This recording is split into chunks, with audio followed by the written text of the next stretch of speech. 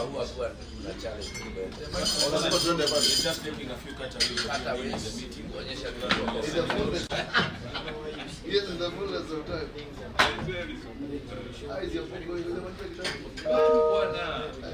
I'm doing right. Ask him who has been on his case. It's been right here. I'm never allowed. Kuna vitabu tulikuwa tunafanya na yeye.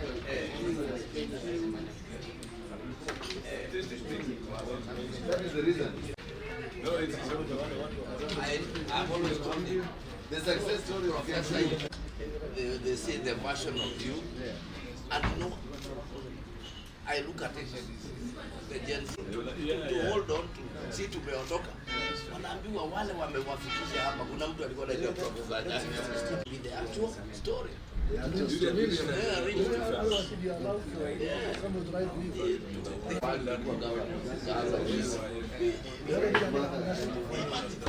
at him.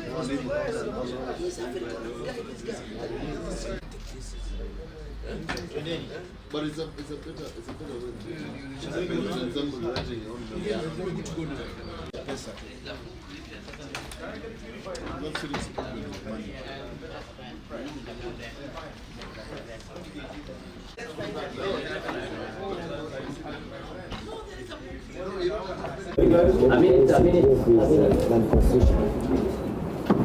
Oh no. Wrong.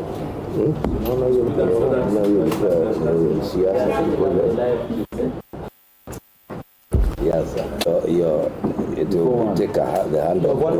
East and West. Yeah, East and West. You know that.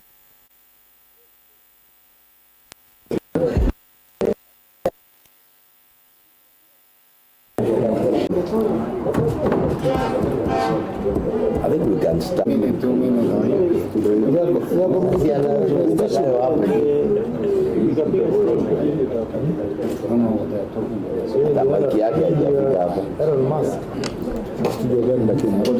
Ailete hapa. Is it on? Yes. Yeah, it's wireless. I initial the pages. Just a moment, I initial this presser.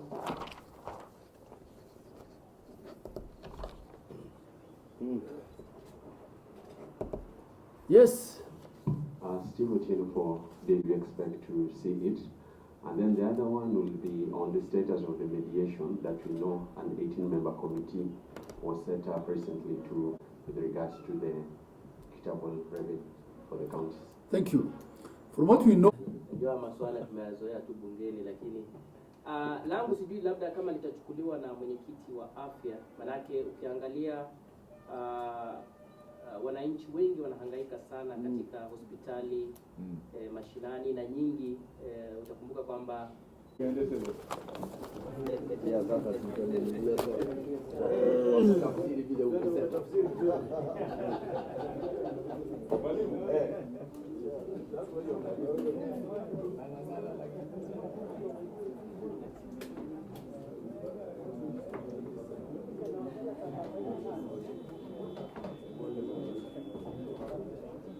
we note with great concern the delays by the control of budget to approve requisitions for the withdrawal of funds.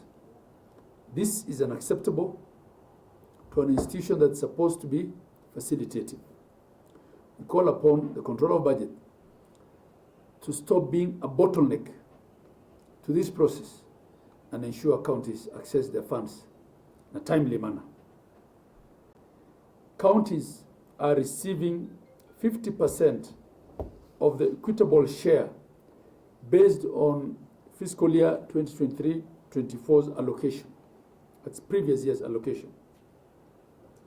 This is just a stopgap measure that the Council of Governors sought to ensure continuity of operations in counties due to lack of a county allocation and Revenue Act. The National Treasury,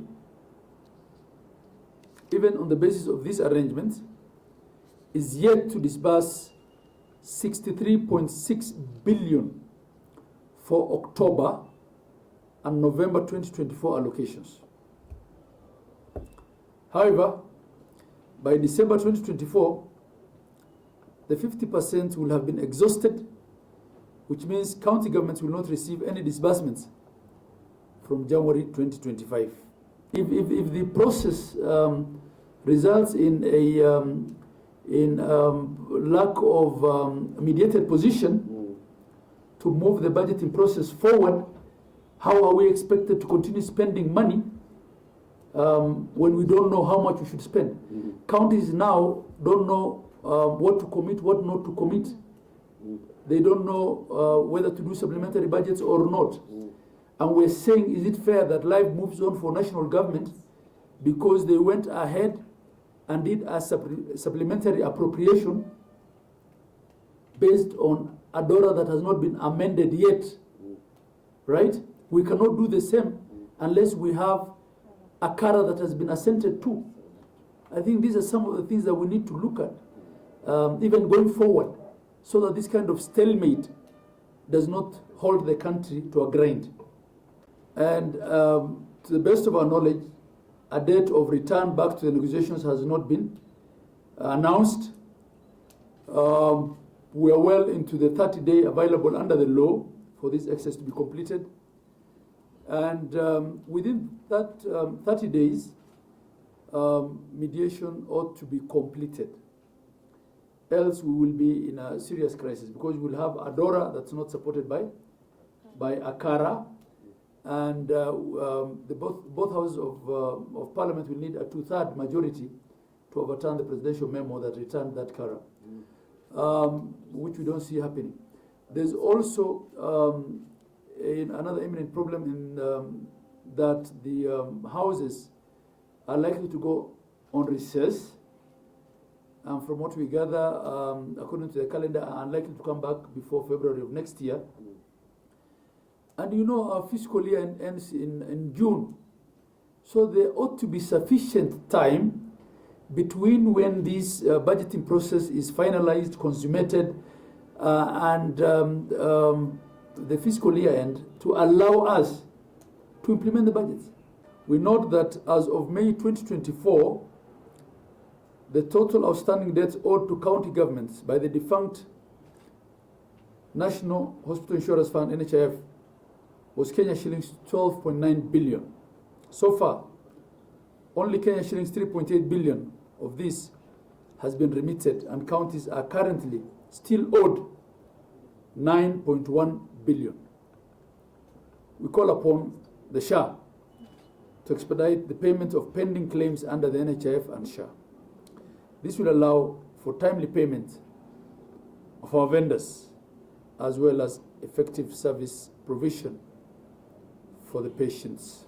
For the SHA registration to succeed, first of all, we need to pay the CHPs. How do we pay when there's no money? We also need to pay the people who are in charge of our facilities.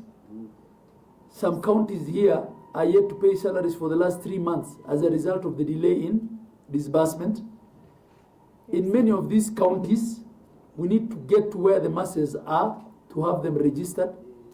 We have governors here who manage counties that are over 50,000 square kilometers. So the question of logistics, the question of fuel, all these things come into play. Ni mpango ambao unatugharimu pesa nyingi sana, kwa sababu tunalipa fedha ambazo tunazozichukua tunalipa pamoja na interest kubwa, na kwa hivyo hatuna uhakika hasa hata kama hizi pesa zitaendelea kuja. Kwa hivyo itakuwa ni vigumu sana kwa serikali za county kuchukua mpango ule, na ndipo mwenyekiti akasema kwamba tukifika pale na kukwambe katika haya mazungumzo, itatubidi tu kufunga na kuwaomba wafanyikazi wetu waende nyumbani wakajitetee kule mbele. How can we be able to pay KEMSA if we are still owed 9 billion by the de facto NHIF authority? Because if you look at what is owed to KEMSA by counties put together, it is a meager 3.8 billion as compared to 9.1 that is owed by NHIF. In fact, we are at a point where we are saying, why don't you just cash off, offset that money that is owed to KEMSA. NHIF should pay KEMSA so that we can continue collecting drugs, and pay us the balance. It will be easier for us. But all the time it is blamed on counties. We have not paid KEMSA. We are not having drugs in the facilities.